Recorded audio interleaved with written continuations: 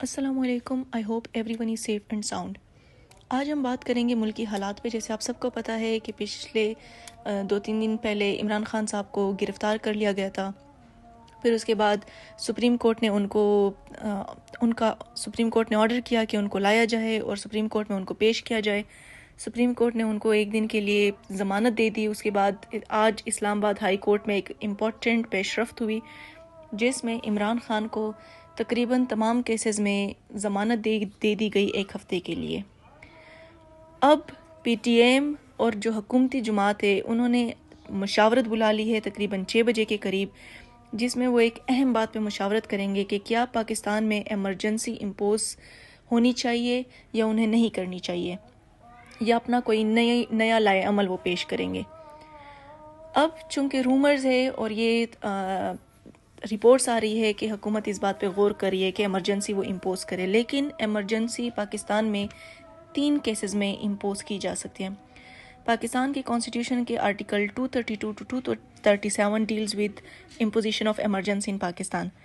Article 232 کہتا ہے کہ اگر پریزیڈنٹ کو لگے کہ سچویشن ایک گریو ایمرجنسی ایگزسٹ کر رہی ہے پاکستان میں، اور پاکستان کو یا تو ایکسٹرنل ایگریشن کا تھریٹ ہے یا پھر انٹرنل ڈسٹربنس کی وجہ سے حالات جو ہے بیونڈ کنٹرول ہو گئے ہیں، تو پھر president can issue an order of proclamation of emergency.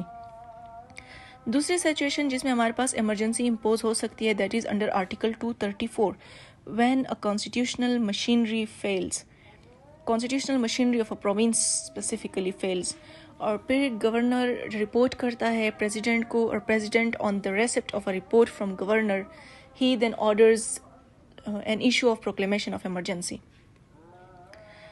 اس کے بعد ایک اور آرٹیکل ہے جو کہ اس کے علاوہ ایک اور آرٹیکل ہے آرٹیکل 235 جو کہ فائنینشیل ایمرجنسی کے ساتھ ڈیل کرتا ہے. اگر پریزیڈنٹ کو لگے کہ ملک میں فائنینشیل ایمرجنسی ہے، اکنامک انسٹیبلٹی ہے جو کہ ملک اس ٹائم پہ کنٹرول نہیں کر سکتا، تو پھر اس ٹائم بھی پریزیڈنٹ جو ہے if president is satisfied that a situation has arisen whereby the economic life, financial stability or credit of Pakistan or any part thereof is threatened، تو پھر وہ after consultation with the governor of that particular province he can issue a declaration to that effect, a declaration for proclamation of emergency.